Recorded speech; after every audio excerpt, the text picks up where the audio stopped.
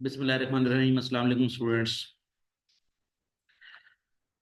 Today we will continue our last topic that was consist of process costing, in which we were discussing about the losses, uh, in which two type of losses were discussed. One is called normal loss, and another is called abnormal loss. We have studied different methods of normal loss and abnormal loss adjustment process. I have assigned you a test your understanding 3 for your understanding. I hope this question will be solved by you, but now I am also going to solve this question for your easiness. Okay, तो पहले इस question को हम पढ़ लेते हैं और फिर उसके बाद इसको हम सॉल्व करते हैं। बेसिकली इस सवाल के अंदर ये बहुत जबरदस्त सवाल है, पेपर के पॉइंट ऑफ व्यू से आपको जो है ना वो बहुत अच्छी अंडरस्टैंडिंग मिलेगी। दो किस्म के लॉसेस हैं, दोनों के दोनों इस सवाल में डिस्कस किए गए हैं। हम ये देखेंगे कि दोनों किस्म के लॉसेस को एक ही सवाल के अंदर किस तरह एडजस्ट करते हैं और किस तरीके से जो है ना हम इसको क्वेश्चन में प्रेजेंट करते हैं। तो देख लेते हैं डाटा क्या है, फिर उसके मुताबिक उसको सॉल्व करते हैं। अपेरेंटली क्वेश्चन पढ़ने से पता चल रहा है कि हमें तीन किस्म के अकाउंट्स बनाने पड़ेंगे। एक है प्रोसेस अकाउंट, दूसरा है abnormal loss and gain account, और तीसरा है स्क्रैप अकाउंट।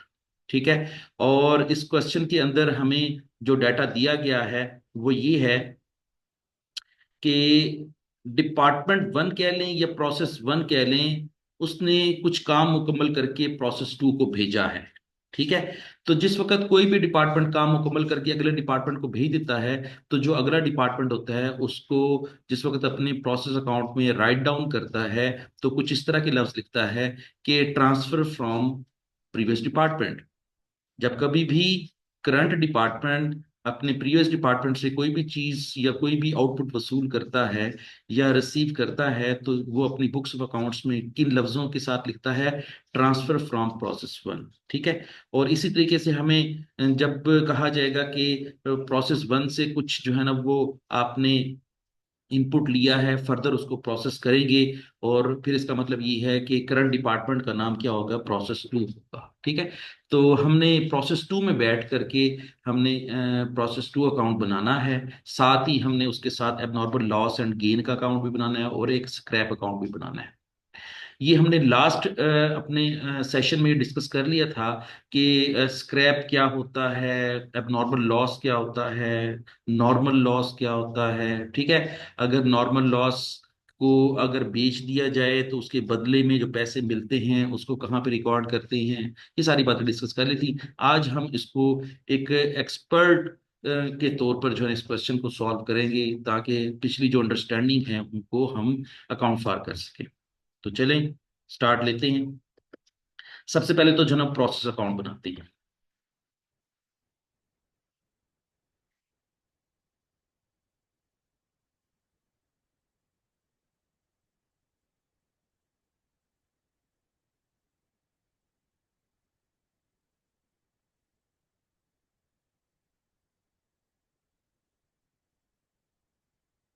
और प्रोसेस अकाउंट बनाने के लिहाज से अकाउंट का जो टाइटल होगा वो क्या होगा? Process two account. क्योंकि हम इस वक्त प्रोसेस टू में बैठे हुए हैं, तो प्रोसेस टू जब बनाएंगे तो वो फिर उसका नाम भी प्रोसेस टू अकाउंट ही कहलाएगा।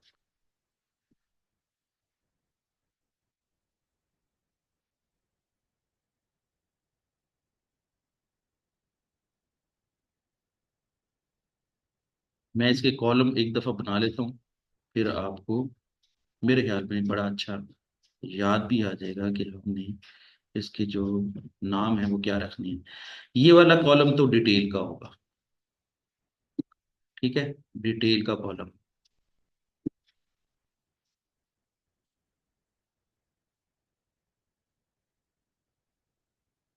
और ये केजीज का कॉलम होगा। और ये डॉलर साइन का कॉलम होगा, इसमें अमाउंट आ जाएगी। ठीक है, और ये साइड अब डेबिट साइड पूरी हो जाएगी। ये डेबिट साइड की जितनी भी चीजें हैं हमने मुकम्मल कर ली। अब ये क्रेडिट साइड होगी। क्रेडिट साइड में भी ये चीजें रिपीट हो जाएंगी, ये डिटेल का कॉलम होगा। ठीक है।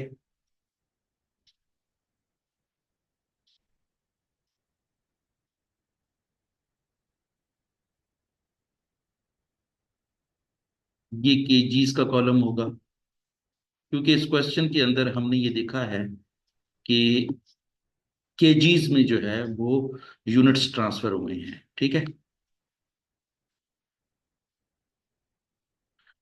तो देखिए यहां पर लिखा हुआ है कि in process two W&B limited have initiated a quality control inspection.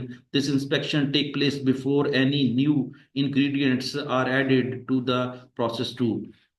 The inspection is expected to yield a normal loss of 5% of the input.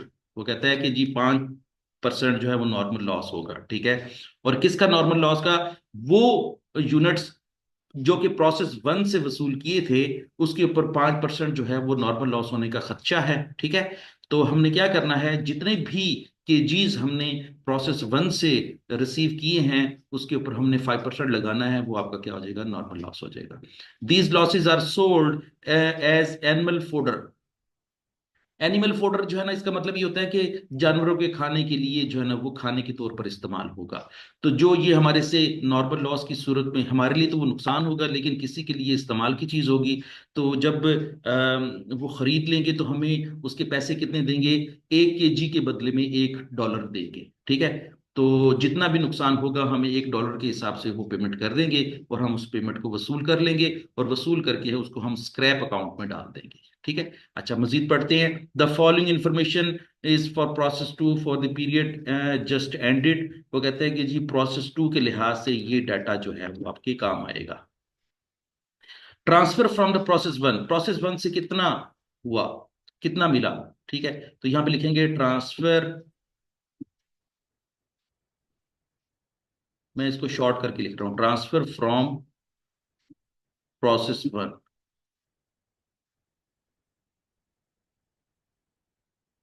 Process P1 लिख रहा हूं मैं। ठीक है।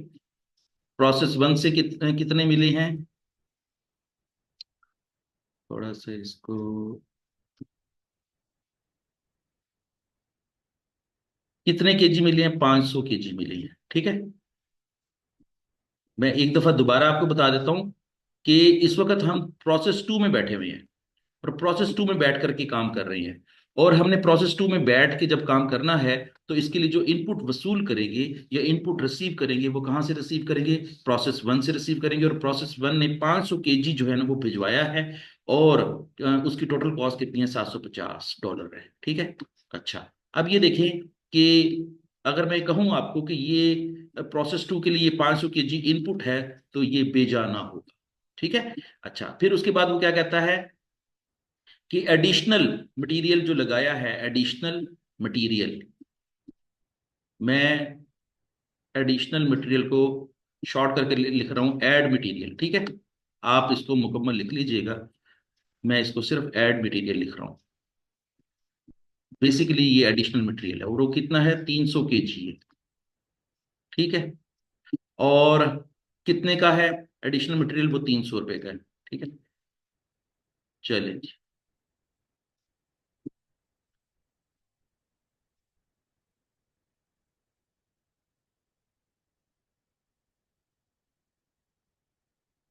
अच्छा जी, और लेबर और ओवरहेड कितने कितने हैं?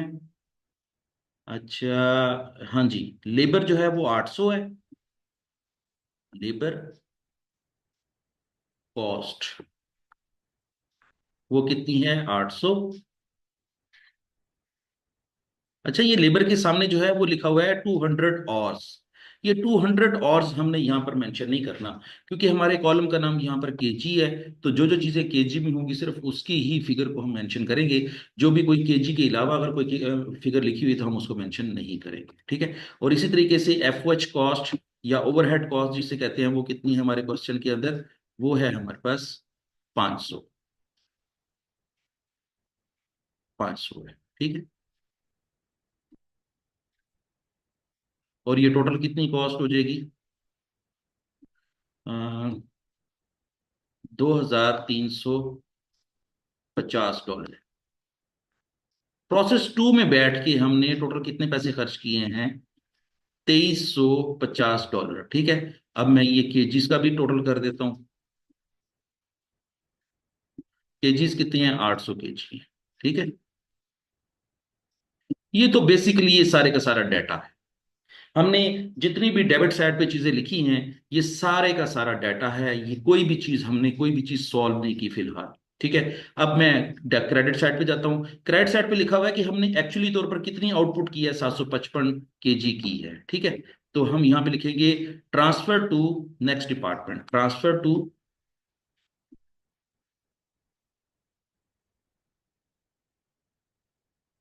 Next department.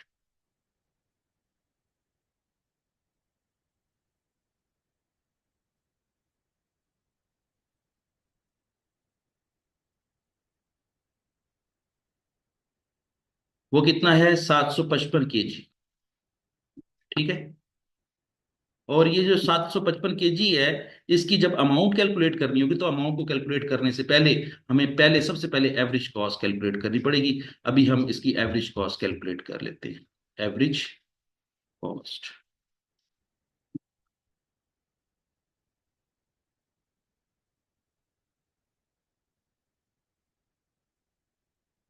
अब एवरेज कॉस्ट का फार्मूला आपको याद होगा कि टोटल कॉस्ट, जो पैसे खर्च कर दिए हैं,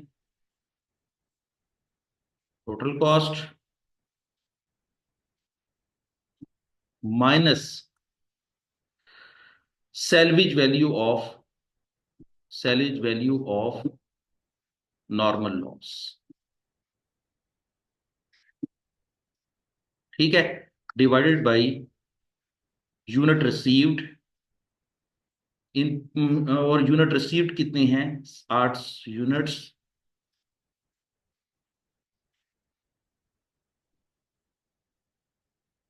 टोटल यूनिट्स कितने हैं? यहां पर मेरे पास डाटा लिखा हुआ है। आप 800 यूनिट रिसीव किया। Units minus normal loss. अब इसको हम पुट कर लेते हैं। टोटल कॉस्ट है 2350। ठीक है। और ये फिगर कहाँ से ली है? मैंने अकाउंट से ली है। Minus normal loss. Normal loss कितना है? देखिए, हमें जो नॉर्मल लॉस कैलकुलेट करना है ना, वो नॉर्मल लॉस इस तरह कैलकुलेट करने में, बल्कि यहाँ पर नॉर्मल लॉस भी कैलकुलेट कर रहे थे।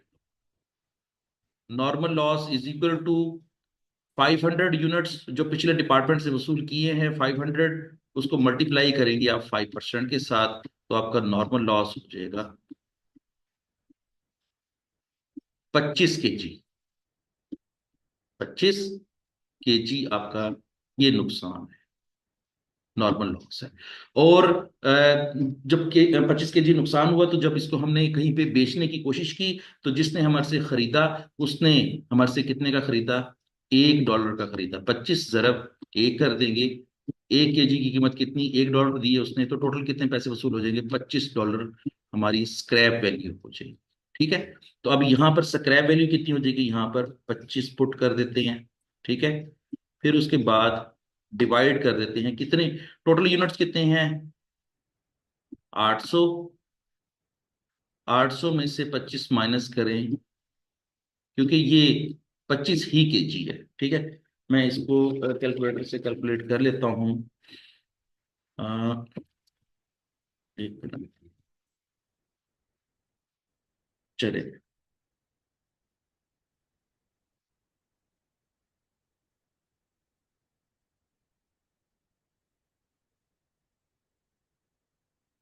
2350 -25 डिवाइडेड बाई 775। तो ये कॉस्ट आ जाएगी 3। ये कितनी कॉस्ट आ जाएगी? 3 पर केजी। 3 पर केजी ये कॉस्ट आ जाएगी। अब आपकी एवरेज कॉस्ट कितनी है? 3। आप भी कैलकुलेट कर लें। अच्छा, जब हम लिखेंगे ना transfer to the next department, तो 755 को मल्टीप्लाई कैसे करेंगे?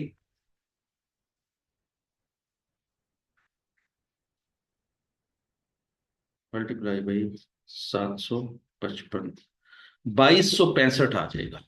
ठीक है। 2265। 65।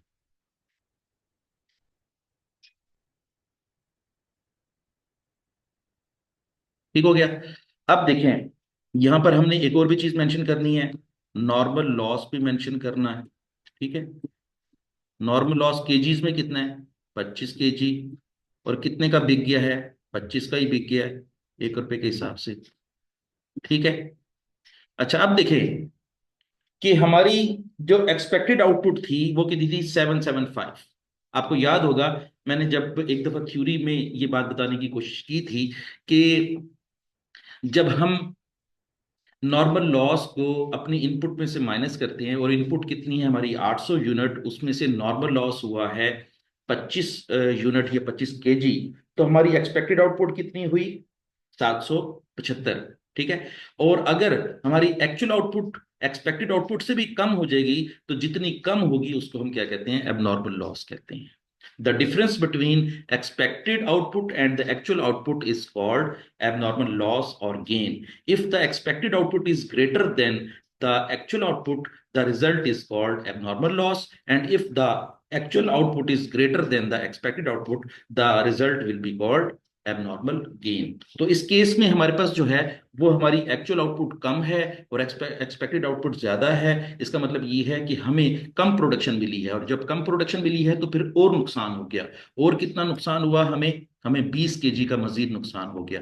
तो जो 20 kg का मजीद नुकसान हुआ है उसको हम क्या कहेंगे, एबनॉर्मल लॉस। ठीक है। मैं यहां पर एबनॉर्मल लॉस कैलकुलेट करके भी दे देता हूं। आपकी एक्सपेक्टेड आउटपुट कितनी है, 775, और आपकी एक्चुअल आउटपुट कितनी है, 755। इसका मतलब है कि एक्सपेक्टेशन से भी कम जो है वो।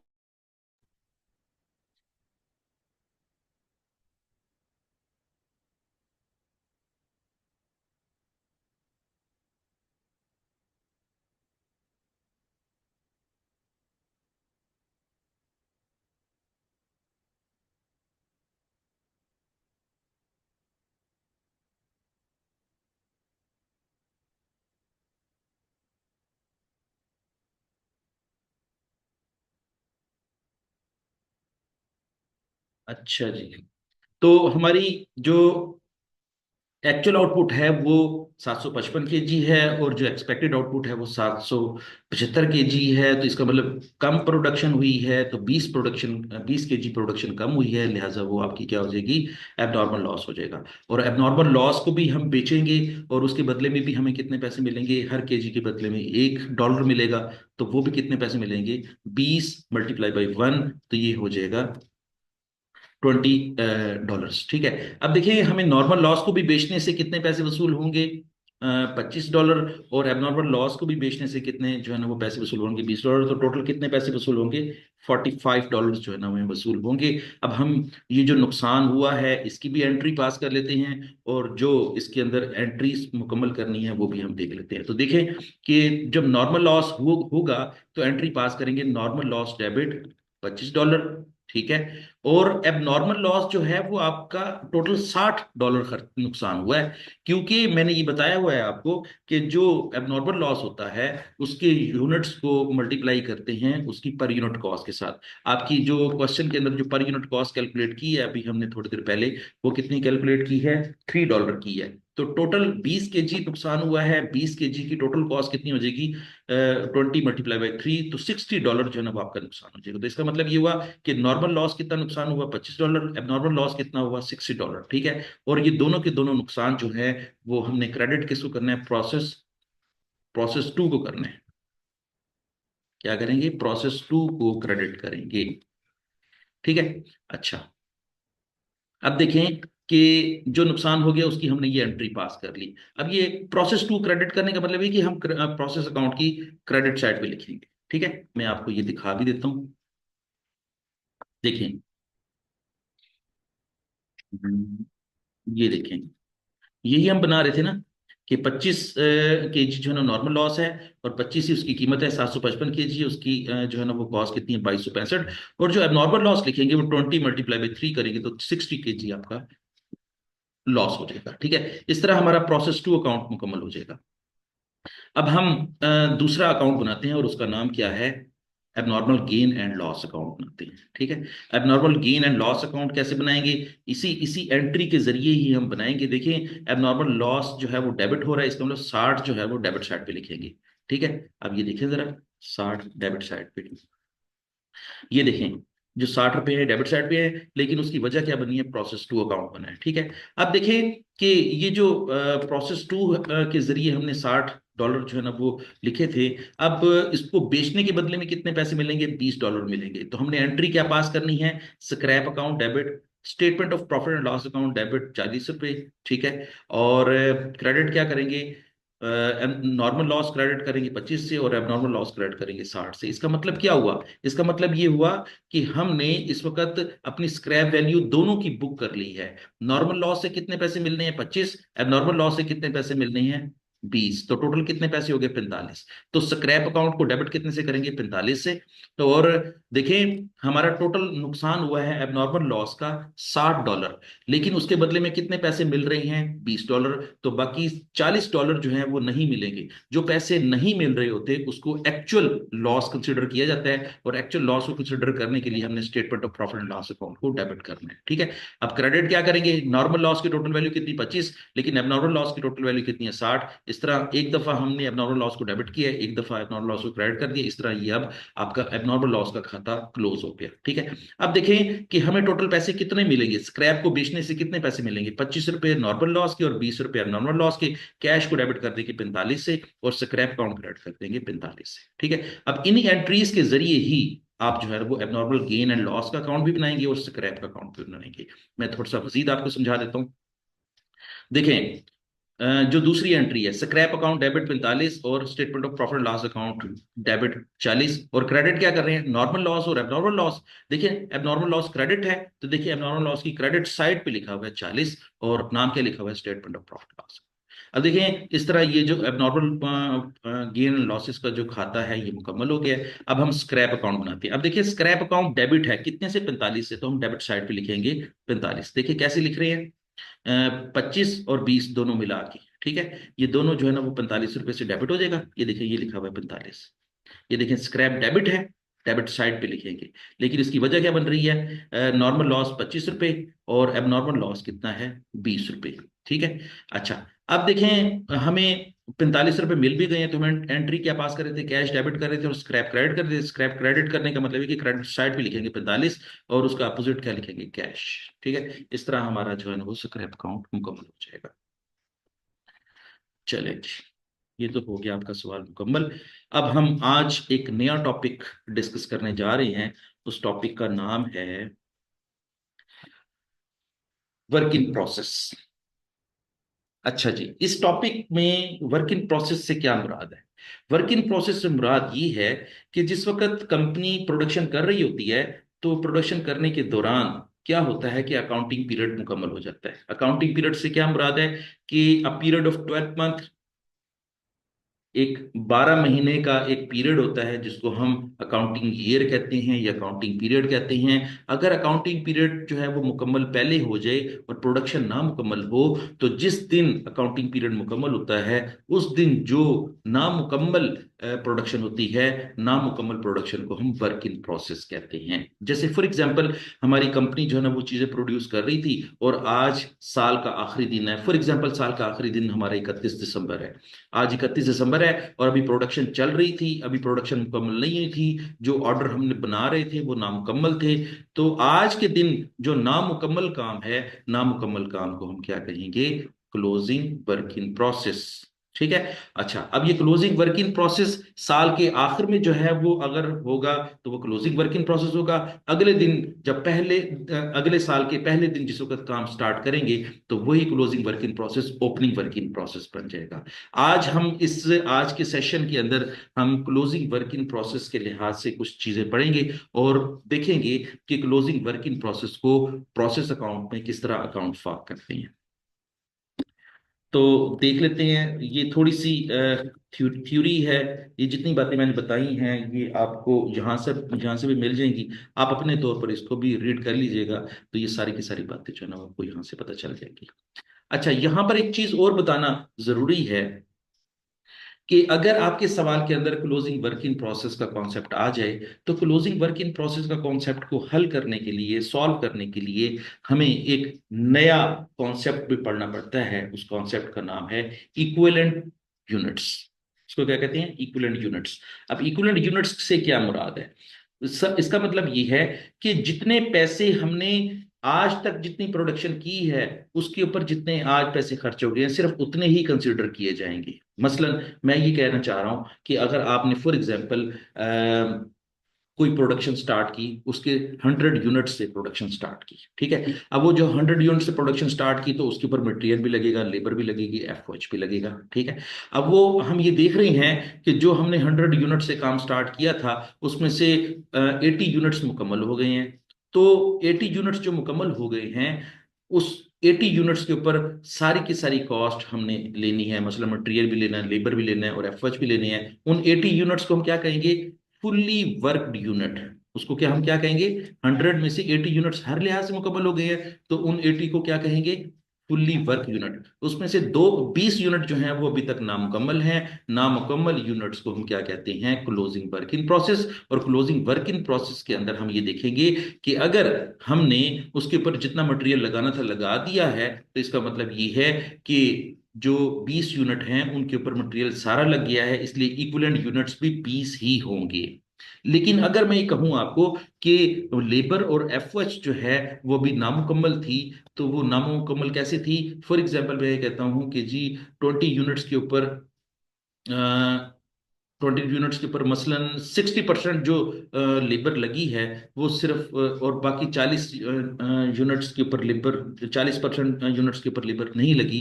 तो जिनके ऊपर लेबर नहीं लगी उसको इक्विवेलेंट यूनिट्स पे कंसिडर नहीं करेंगे, और जितनी कॉस्ट लगी है उसको इक्विवेलेंट यूनिट्स पे कंसिडर करेंगे। ये थोड़ी सी जो है वो थ्योरेटिकल अंडरस्टैंडिंग है।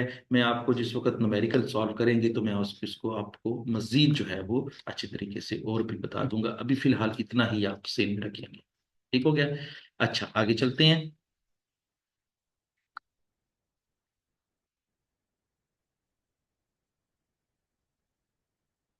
एक क्वेश्चन देखते हैं, उसके जरिए ये सारे का सारा कॉन्सेप्ट आपको समझ आ जाएगा। ठीक है, देखिए एक क्वेश्चन है। वो कहता है कि जी ABC company has the following information for process one. Process one के अंदर बैठ करके उन्होंने कुछ काम स्टार्ट किया, ठीक है। और प्रोसेस वन के अंदर उन्होंने कितनी कॉस्ट अदा की? उस पीरियड में कितनी कॉस्ट अदा की? $4,440 अदा की, ठीक है। और इनपुट क्या है? 800 यूनिट से काम स्टार्ट किया है, ठीक है। और आपके कितने यूनिट स्टार्ट हुए हैं? 800 यूनिट। 800 यूनिट के ऊपर कितने पैसे खर्च किए? 4,440। और आउटपुट कितनी निकली है? 600 यूनिट्स। अब देख लें जरा कि पहले तो ये कॉन्सेप्ट देख लें कि 800 यूनिट से काम स्टार्ट किया, उसमें से 600 यूनिट हर लिहाज से मुकम्मल हो गए। हर लिहाज से मुकम्मल से क्या मुराद है? उसके ऊपर जितना मटेरियल लगना था लग गया, लेबर लगनी थी लग गई, एफओएच लगने थे लग गए। इसका मतलब क्या हुआ कि वो हर लिहाज से मुकम्मल है, इसलिए फिर उसने लफ्ज लिखे हुए हैं फुल्ली वर्कड यूनिट्स, ठीक है। अब 800 में से 600 यूनिट हर लिहाज से मुकम्मल है, तो फिर बाकी 200 किधर गए? तो वो जो बाकी 200 हैं वो नामुकम्मल हैं, और नामुकम्मल को क्या कहेंगे? Closing work in process. और ये देखिए, ये 200 यूनिट्स लिखे हुए हैं, ठीक है। और वो देखिए साथ लिख भी रहा है कि 70% कंप्लीट है। 70% कंप्लीट का मतलब ये है कि उसके ऊपर जो 200 यूनिट्स हैं उनके ऊपर मटेरियल भी 70% लगा है, लेबर भी 70% लगी है, और एफओएच भी 70% लगी है। ये बात याद रखें कि जब कभी भी अब आप ये पूछेंगे कि आप कैसे बता सकते हैं कि मटेरियल भी, लेबर भी और एफओएच तीनों की तीनों 70% लगे हैं, तो ये बात जेन में रख लें कि जब लफ्ज कंप्लीट लिखा होता है तो कंप्लीट का मतलब ये होता है, और उसके साथ कोई भी चीज मेंशन नहीं की हुई, ना मटेरियल को मेंशन किया, ना लेबर को मेंशन किया, ना एफओएच को मेंशन किया, सिर्फ यही लफ्ज लिखा है कि 70% कंप्लीट। इसका मतलब है कि हर चीज जो है वो 70% के लिहाज से ना मुकम्मल है, और बाकी 30% क्या है? नामुकम्मल है। तो नामुकम्मल का मतलब क्या है कि अभी इतने पैसे और लगने हैं। मटेरियल के भी 30% लगने हैं, लेबर के भी 30% और लगने हैं, और एफओएच के भी 30% और पैसे लगने हैं। अब वो ये कहना चाह रहा है कि there was no process losses. इस सवाल के अंदर जो है वो लॉसेस का जिक्र नहीं किया हुआ, लिहाजा हमारे सवाल में लॉसेस अकाउंट फॉर नहीं। क्या कह रहा है? वो कहता है कि जी प्रोड्यूस द प्रोसेस अकाउंट, वो कहता है कि प्रोसेस अकाउंट बनाए। ये बात याद रखें कि जब कभी भी आपके सवाल के अंदर क्लोजिंग वर्क इन प्रोसेस वाली बात आ जाए, तो उसके लिहाज से हमें एक नई स्टेटमेंट भी बनानी पड़ती है, और उस स्टेटमेंट का नाम क्या होता है? Statement of E use. E use का मतलब क्या होता है? ई से इक्विवेलेंट और यू से यूनिट्स। तो लफ्ज क्या बन जाएगा? Equivalent units.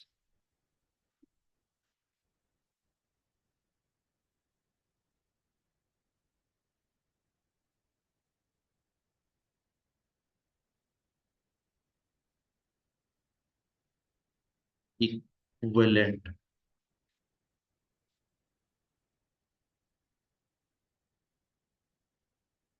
यूनिट्स।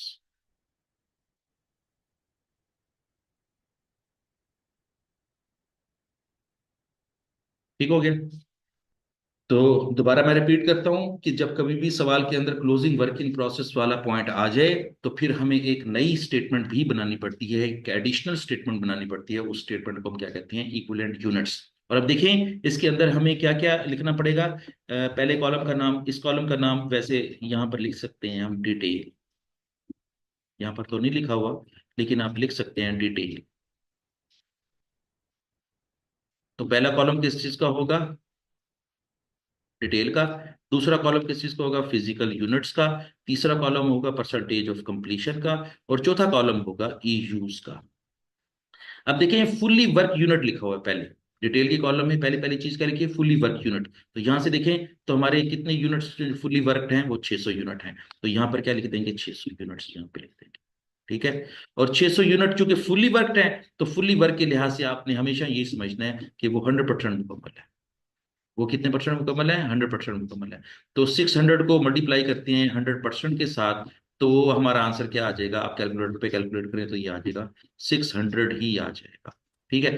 फिर क्लोजिंग वर्क इन प्रोसेस कितना है ये देखेंगे। ये closing work in process 200 unit दिए हुए हैं। ठीक है? तो 200 यूनिट को यहाँ पे लिख देते हैं। ठीक है? अच्छा, फिर देखें कि उसकी परसेंटेज ऑफ कंप्लीशन 70% लिखी हुई है, तो यहाँ पर हम 70% लिख देंगे। ठीक है? अब 200 को मल्टीप्लाई करते हैं 70% के साथ, तो आंसर आ जाता है 140। ठीक है? इसका मतलब क्या हुआ कि 200 में से 140 यूनिट्स के ऊपर पैसे लगे हैं, 200 यूनिट्स में से 60 यूनिट के ऊपर पैसे जो है वो नहीं लगे। और फिर मजीद सुने, 200 यूनिट्स के ऊपर 70% पैसे खर्च हुए हैं, 30% पैसे खर्च नहीं हुए। तो इसका मतलब ये हुआ कि जब हम इक्विवेलेंट यूनिट्स कैलकुलेट करते हैं, तो इक्विवेलेंट यूनिट्स का कॉन्सेप्ट ही यही है कि ये वो यूनिट्स हैं जिनके ऊपर जितने पैसे लग चुके हैं, उन यूनिट्स को हम क्या कहेंगे? इक्विवेलेंट यूनिट्स कहेंगे। ये वो यूनिट्स हैं जिनके ऊपर पैसे लग चुके हैं, उनको इक्विवेलेंट यूनिट्स कहेंगे। और जिनके ऊपर पैसे नहीं लगे, उसको हम अभी ना अकाउंट फॉर करेंगे, ना ही कहीं पर लिखेंगे। तो इसका मतलब क्या हुआ कि टोटल यूनिट्स कितने थे? 600 जमा 200, 800 यूनिट थे। यहाँ पे क्या लिखेंगे? टोटल कितना लिखेंगे? 800। और यहाँ पे इक्विवेलेंट यूनिट्स का टोटल कितना हो जाएगा? 740 हो जाएगा। ठीक है? ठीक हो गया?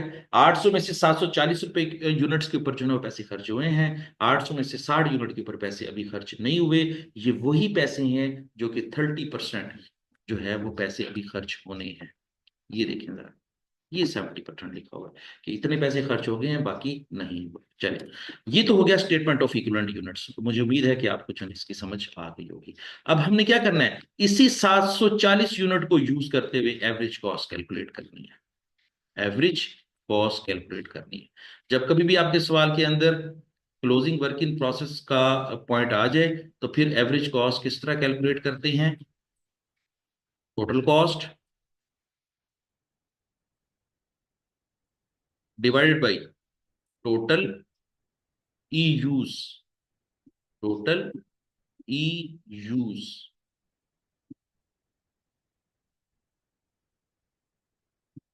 अच्छा जी, टोटल कॉस्ट कितनी है? 4440।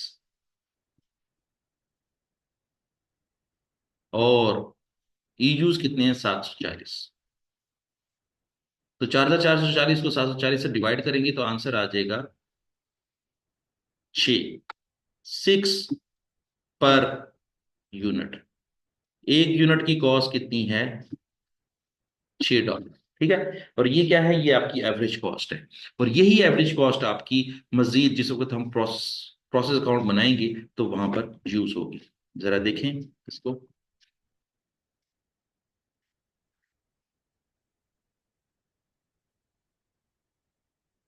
देखिए हमारे पास प्रोसेस अकाउंट बना हुआ है। प्रोसेस अकाउंट में हमने कितने यूनिट्स लेने हैं, 800 यूनिट्स लेने हैं। इसी से काम स्टार्ट किया था। और कितने पैसे खर्च किए थे, $4,440 खर्च किए थे, यहाँ पे लिख देते हैं। इसको टोटल भी कर लेते हैं, ये 800 हो जाएगा और ये 4,440 हो जाएगा। और ये देखिए कि transfer to the next process, यहां तक ये वाली बात, transfer to the next process. देखिए 800 में से हमने 600 यूनिट जो है वो मुकम्मल कर लिए थे। मुकम्मल करके अगले डिपार्टमेंट को भेज दिए होंगे। तो फिर इसका मतलब ये कि नेक्स्ट प्रोसेस को कितने यूनिट भेजे हैं, 800 में से 600 यूनिट भेजे हैं। और 800 में से 600 यूनिट जो भेजे हैं, इसकी कॉस्ट कितनी हो जाएगी, 6 को जरब देंगे 6 के साथ, तो 3600 की कॉस्ट जो है वो हमने अगले डिपार्टमेंट को भेज दी है। ठीक हो गया। आपने यहाँ पे क्या करना है, ये 3600 कैसे आया, 600 यूनिट की कॉस्ट को 6 रुपए पर यूनिट से मल्टीप्लाई कर देंगे तो 3600 आ जाएगा। और देखिए यहाँ पे क्लोजिंग वर्क इन प्रोसेस है। यूनिट्स जो नामुकम्मल हैं वो कितने हैं, 200 यूनिट्स। ठीक है, ये बात याद रख लें, 200 यूनिट्स हैं। और इन 200 यूनिट की कॉस्ट कैसे कैलकुलेट करेंगे, देखिए यहां पर मैं आपको क्लोजिंग वर्क इन प्रोसेस की कॉस्ट कैलकुलेट करना सिखा देता हूं। देखिए कितने यूनिट्स हैं, 200। ठीक है। और कितने परसेंट मुकम्मल हैं, 70% मुकम्मल है। तो ये हमेशा याद रखना है कि जितने परसेंट मुकम्मल है उससे मल्टीप्लाई करेंगे। और पर यूनिट कॉस्ट कितनी है, $6 पर यूनिट। ठीक है। तो 200 का 70% लेंगे वो बनेगा 140। 140 को मल्टीप्लाई करेंगे 6 से तो आंसर आ जाएगा 840। तो इसका मतलब क्या हुआ, क्लोजिंग वर्क इन प्रोसेस जो लिखा हुआ है, ये देखिए, ये जो लिखा हुआ है क्लोजिंग वर्क इन प्रोसेस, इसके यूनिट्स कितने हैं, 200, लेकिन उनकी कॉस्ट कितनी है, 840। और इस तरह ये हमारा, ये भी 800 पूरा हो गया। क्रेडिट साइड पे भी यूनिट्स कितने हैं, 800 हैं। और क्रेडिट साइड पे अमाउंट कितनी है, 4,440।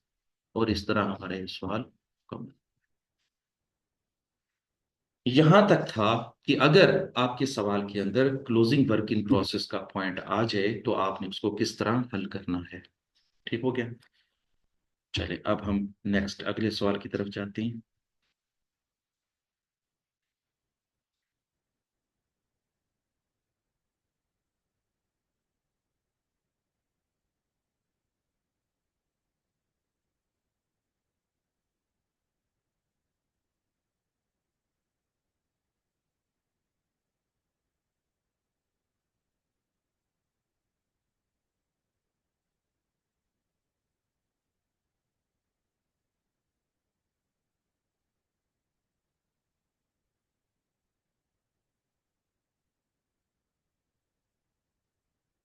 अच्छा, ये तो टॉपिक वो था ना कि जिसमें तमाम के तमाम मटेरियल, लेबर और एफओएच की जो स्टेज ऑफ कंप्लीशन है वो सेम थी। नेक्स्ट टॉपिक में वो ये कहेगा कि अगर हर चीज की स्टेज ऑफ कंप्लीशन डिफरेंट हो तो फिर सवाल कैसे हल होगा। मैं रिपीट करता हूं कि जब कभी भी सवाल के अंदर ये बताया गया हो कि हर एलिमेंट ऑफ कॉज की जो स्टेज ऑफ कंप्लीशन है वो सेम है, तो फिर कैसे सवाल होगा, वो मैंने अभी सवाल हल करके दिखाया। लेकिन अगर हर एलिमेंट ऑफ कॉज की जो स्टेज ऑफ कंप्लीशन है वो डिफरेंट हो, किसी किसी की 80% है, किसी की 70% है, किसी की 60% है, तीनों की डिफरेंट है, तो डिफरेंट होगी तो किस तरह सवाल हल करेंगे, और अगर सेम होगी तो किस तरह सवाल हल करना था, वो भी मैंने अभी करवा के दिखाया। अब मैं डिफरेंट वाला सवाल आपसे डिस्कस करूंगा। तो आगे चलते हैं। ये वैसे इसका सॉल्यूशन है, ये आप इसको देख लीजिएगा। अच्छा जी, डिफरेंट स्टेज ऑफ कंप्लीशन से मुराद ये है कि अब हमने एक ऐसी ईयू स्टेटमेंट बनानी है जिस स्टेटमेंट का नाम क्या होगा, एक्सपेंडेड स्टेटमेंट ऑफ ईयूज। तो अब स्टेटमेंट का नाम भी थोड़ा सा चेंज हो गया है। जब स्टेज ऑफ कंप्लीशन सबकी बराबर थी तो फिर सिर्फ नाम था स्टेटमेंट ऑफ ई यूज, लेकिन जिस वक्त हर किसी की जो है ना वो स्टेज ऑफ कंप्लीशन डिफरेंट हो जाएगी, तो फिर उसका नाम अब क्या बन जाएगा, expanded statement of E use. अब हम इसके जरिए सवाल हल करते हैं।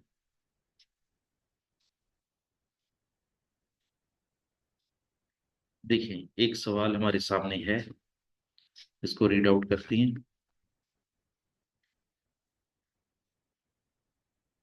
वो कहता है कि जी, for process one in L J K limited the following is the relevant for the latest period. Material कितना है, 500 यूनिट्स है, और एक यूनिट की कॉस्ट कितनी है, five eight eight per unit है।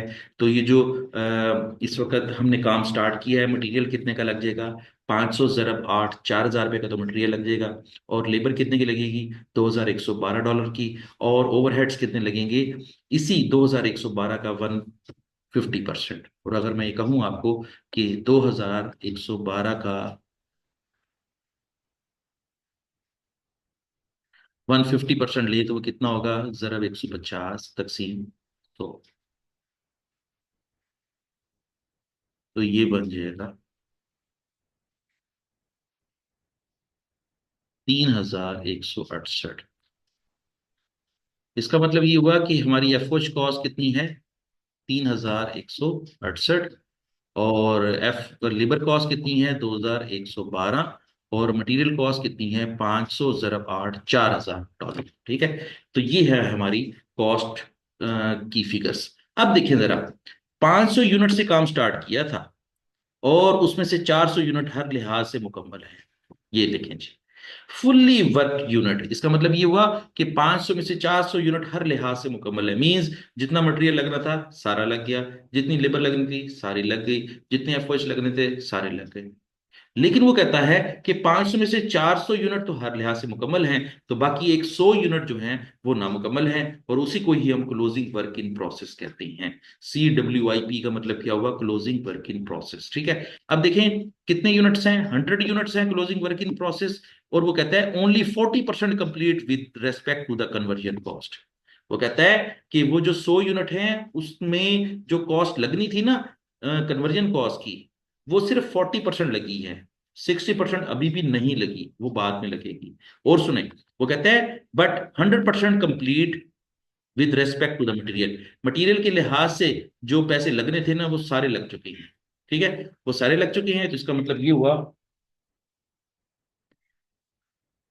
वो ये हुआ कि जब हम स्टेज ऑफ कंप्लीशन की बात कर रहे थे थोड़ी देर पहले, वो यही थी कि डिफरेंट स्टेज ऑफ कंप्लीशन की, मटेरियल की स्टेज ऑफ कंप्लीशन 100% है तो हमने 100% लिखनी है, और कन्वर्जन कॉस्ट की जो है वो 40% है तो हमने 40% लिखनी है। अब हमने इस सवाल को जब हल करना है तो एक्सपेंडेड ईयू स्टेटमेंट से करना है। ठीक है, तो अब इसकी एक्सपेंडेड ईयू स्टेटमेंट जो है वो बनाते हैं।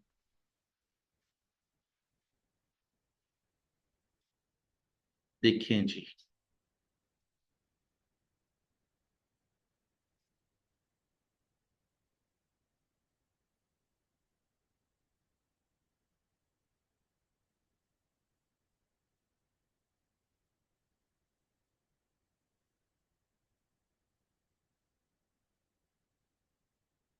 अच्छा, तो सबसे पहले क्या करना है, फुली वर्क यूनिट कितने यूनिट्स हैं, 400। ठीक है, और क्लोजिंग वर्क इन प्रोसेस कितने हैं, 100 यूनिट्स। ठीक है, टोटल यूनिट कितने हो जाएंगे, 500। ये तो कॉलम मुकम्मल हो गया। अच्छा, फुली वर्क के लिहाज से 100% है। ठीक है ना, और वैसे भी जो फुली वर्कड होते हैं ना उसके ऊपर मटेरियल भी 100% लगता है और लेबर भी 100% लगती है। ठीक है, तो ये इस तरह लिख देते हैं। अच्छा, 400 को मल्टीप्लाई करते हैं 100% के साथ, तो ये आंसर कितना आ जाएगा, 400 ही आ जाएगा। ठीक है,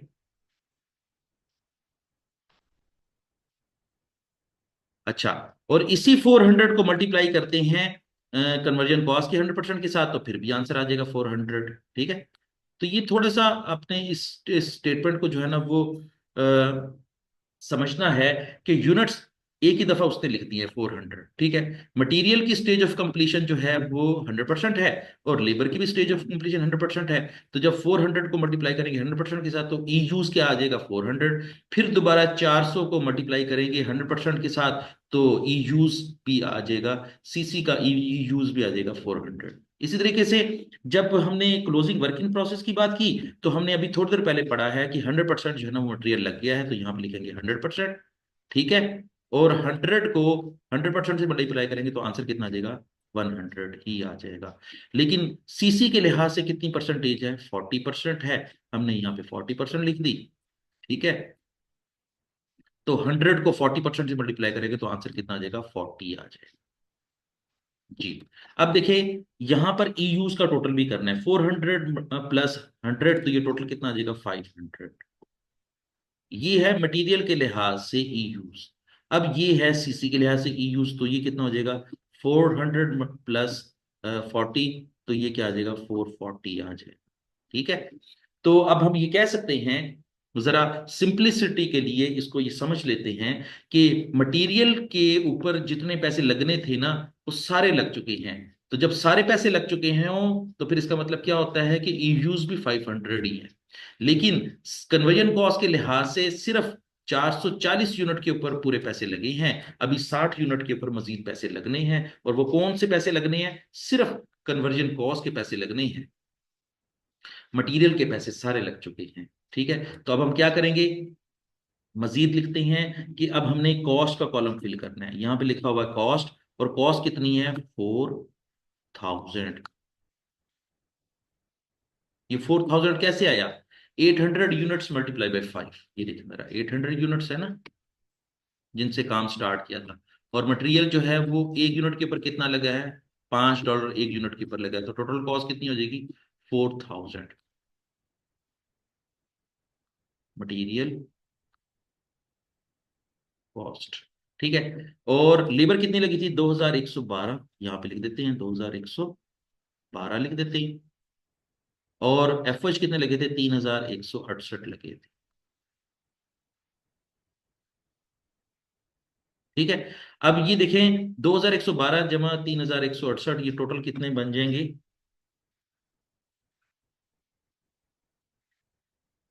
2112 जमा 3168, ये 5280 बन जाएगा, 5280।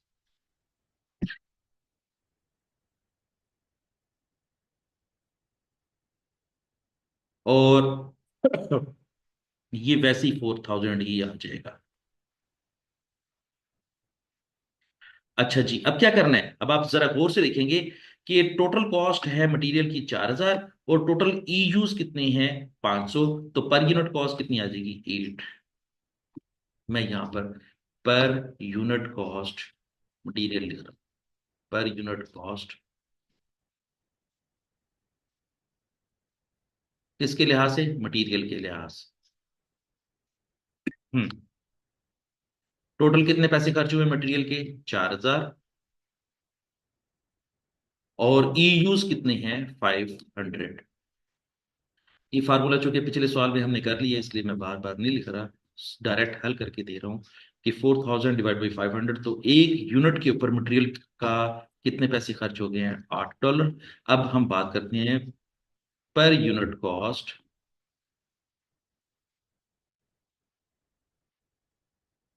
कन्वर्जन कॉस्ट, सीसी, वो कितने पैसे खर्च हुए हैं, 5280। हम क्या करेंगे, 5280 डिवाइडेड बाई उसके अपने ई यूज, और उसके अपने ई यूज कितने हैं, 440, तो 440 पे डिवाइड कर देंगे, आंसर आ जाएगा,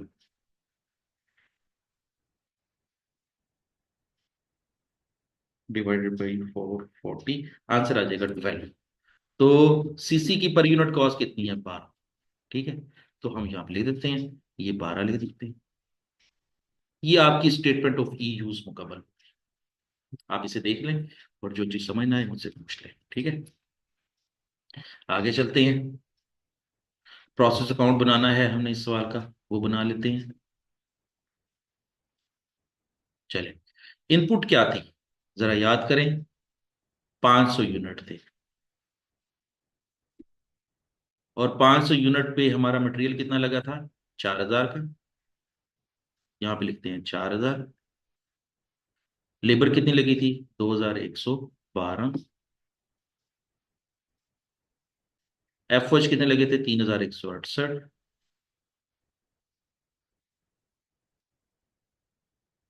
टोटल कितना हो गया?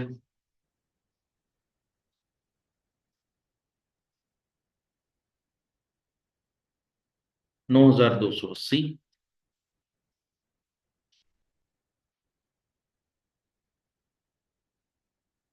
इधर टोटल भी यूनिट्स 500 हो जाएंगे। अब देखें, 500 में से 400 यूनिट हर लिहाज से मुकम्मल थे। ठीक है, तो हर लिहाज से मुकम्मल थे, 400 यूनिट थे। एक यूनिट की कॉस्ट कितनी थी, ये बात याद रखें। एक यूनिट की कॉस्ट मैं आपको बताता हूं। 8 रुपए मटेरियल के लगे हैं और 12 रुपए किसके लगे हैं? सीसी के लगे हैं। तो फिर एक यूनिट की पूरी कॉस्ट कितनी हो जाएगी? 20 रुपए। एक यूनिट के ऊपर हमारे 20 रुपए खर्च हुए हैं। तो 400 यूनिट हर लिहाज से मुकम्मल हैं, तो पूरे यूनिट की कॉस्ट कितनी है? 20 रुपए। तो 400 यूनिट की कॉस्ट कितनी हो जाएगी? 8,000। ठीक है, तो यहां पर क्या लिखेंगे? 8,000। और यहां पे कितने यूनिट्स लिखेंगे? 4। ठीक हो गया। और यहां पे कितने यूनिट्स लिखेंगे? 100। और 100 यूनिट की कॉस्ट क्या होगी, वो मैं आपको कैलकुलेट करना सीखा।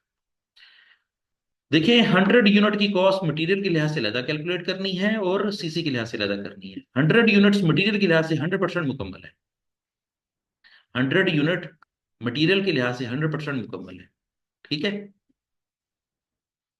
और 100 यूनिट्स की मटेरियल कॉस्ट कितनी है? 8 रुपए। तो क्या करेंगे? 100 मल्टीप्लाई बाई 100% और मल्टीप्लाई बाई 8, तो ये कॉस्ट आ जाएगी 800। ठीक है, मैं यहाँ पे मेंशन कर देता हूँ मटेरियल। अब मैं सीसी मेंशन कर रहा हूँ। Again, 100 units multiply by 40%। हमारा 40% जो है ना वो कॉस्ट लगी है, तो 40% से मल्टीप्लाई कर देंगे। और सीसी की अपनी पर यूनिट कॉस्ट कितनी है? 12। 12 से मल्टीप्लाई कर देंगे, तो अब आंसर कितना आ जाएगा? 480 आ जाएगा। और सीसी की टोटल कॉस्ट कितनी हो जाएगी? इन दोनों को जमा कर देते हैं, 1280।